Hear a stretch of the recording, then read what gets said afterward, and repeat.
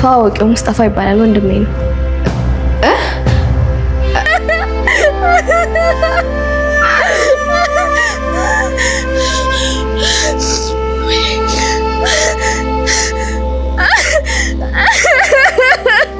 ሙስጠፋ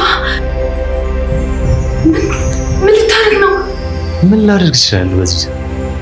እዚህ መኝታ ቤት ድረስ መጥቼ እባክህ ድካሜ ህመም አትሁንብኝ። አንቺም ህመም አለብሽ፣ በሽታ። ቆይ ምን ላድርግ? ስጪኝ የጠፋውን ጊዜ። ቆይ ላለፈው ጊዜ እኮ ተጠያቂ ሁለታችንም ነን። ልጅነትስ፣ ገንዘብስ? ፈልገህ ለሰጠኝ ነገር ለምን ታስጨንቀኛለህ? አንቺን ላለማስጨነቅ ስል እኮ እዚህ ብቻችንን ያለን።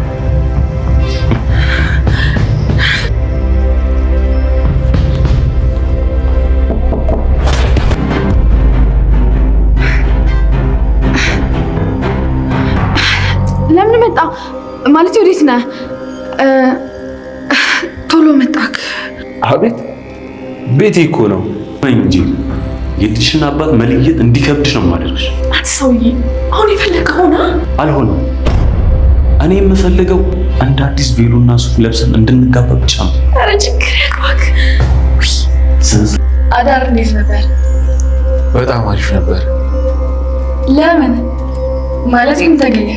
ያው ያሳለፍነው እንጂ እያሰብኩ ሳላውቀው ነው የተኛሁት። ተመሳሳይ ነበር። አንቺም እያሰብሽው ነበር? ባለትዳር ወንድ ጋር ምን ላደርግ እችላለሁ? ይህን የመሰለ ቁንጅና ይዘሽ ግን አለመመረጥ አይከብድም? መልክ እኮ ታጥቦ አይጠጣም።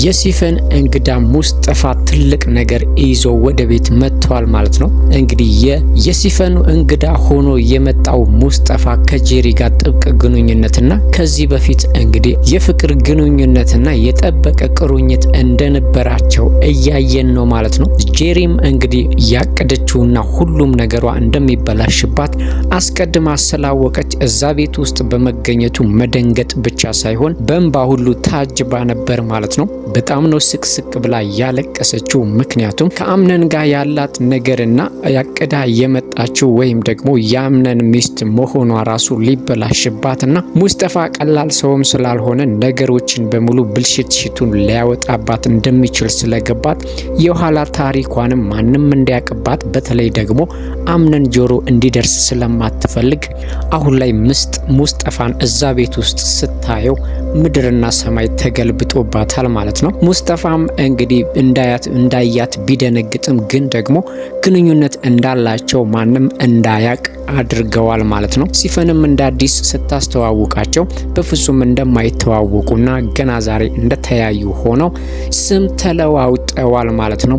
ጄሪን ግን አሁን ላይ ሙስጠፋ በጣም እያስጨነቃትና ከምንም በላይ እየረበሻት ነው ያለው ማለት ነው። እንግዲህ በሆዷ ውስጥ የአምነን ልጅ ብትይዝም አሁን ላይ አምነን አቅዶበትና አስቦበት የልጅ አባት ለመሆን ባያስብም አሁን ላይ ግን ጄሪ ከሙስጠፋ ጋር ትልቅ ግንኙነት ከዚህ በፊት እንደነበራት ካወቀ ምናልባትም ሁሉን ነገር ሊያበለሻሸው ይችላል ማለት ነው።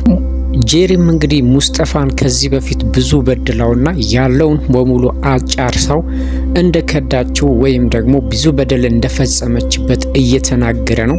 እሱም አሁን ላይ ይሄንን አጋጣሚ ስላገኘ እያንዳንዷን ጠብታ ሊያስከፍላትና ያጣውን ነገር በሙሉ እንደሚያስመልስ እየነገራትና እያስፈራራት ነው ያለው ማለት ነው።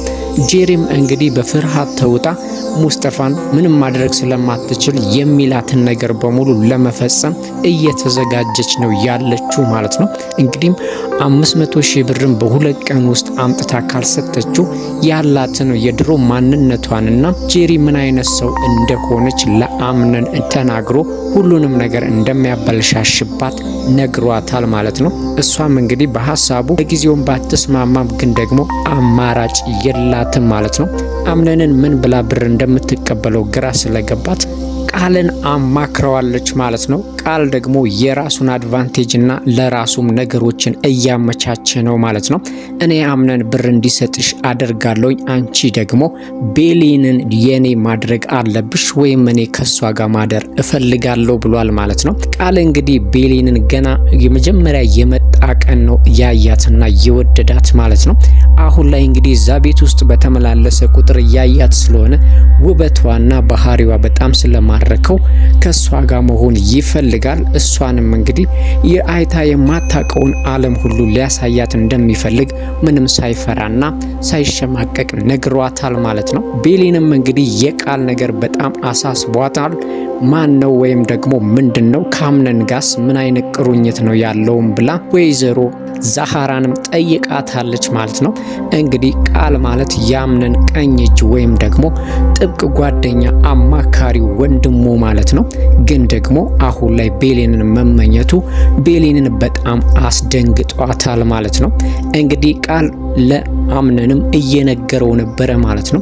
ጄሪን ጠበቅ አድርገህ መያዝ አለብህ፣ የልጅህ እናት ስለሆነች እሷን መንከባከብ እንዳትረሳ እያለ እየመከረው ነው ያለው ማለት ነው። ምክንያቱም እሱ ቤሊንን ስለፈለጋት አብዛኛውን ሲመጣ ደግሞ ቃል ቤሊንና አምነን ቅርበታቸውንና በአይን ሲፈላለጉ አብዛኛውን ጊዜ ስለሚያያቸው ያንን ነገር ለማስቀረትና በሁለቱ መካከል ያለውን ቁርኝት ለመበጠስ እየሞከረ ነው ያለው ቃል ማለት ነው።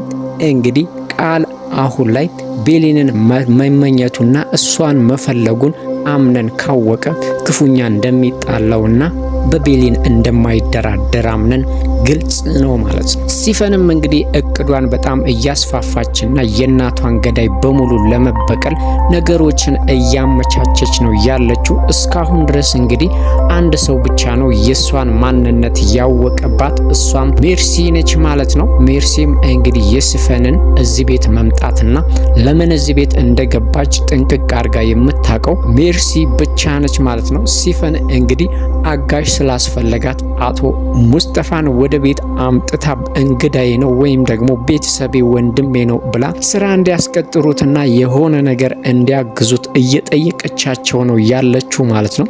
ሁለቱ ግን ማለትም ሙስጠፋና ሲፈን ጥሩ ቅርርብና ወይም ደግሞ በውስጣቸው ሌላ ሴራ ይዘው ነው ወደዚህ ቤት የመጡት ማለት ነው።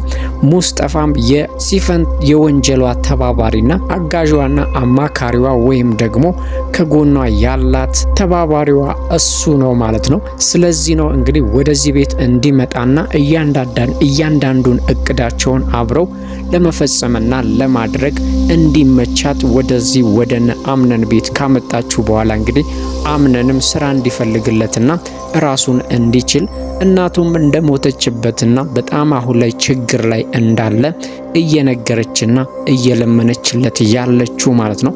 ሙስጠፋ እንግዲህ የመጣው ሲፈንን ለማገዝ ቢሆንም ያላሰበውና ያልገመተው ነገር ተከስቷል ማለት ነው። ጄሪ እዛ ቤት መኖሯ ለሱ በጣም ጥሩ አጋጣሚ ነው።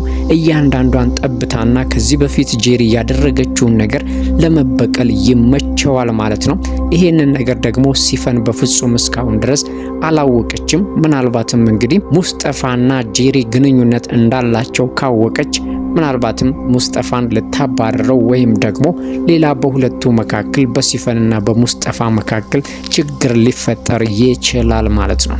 ሌላው የወይዘሮ ሜርሲ ባል ነው ማለት ነው።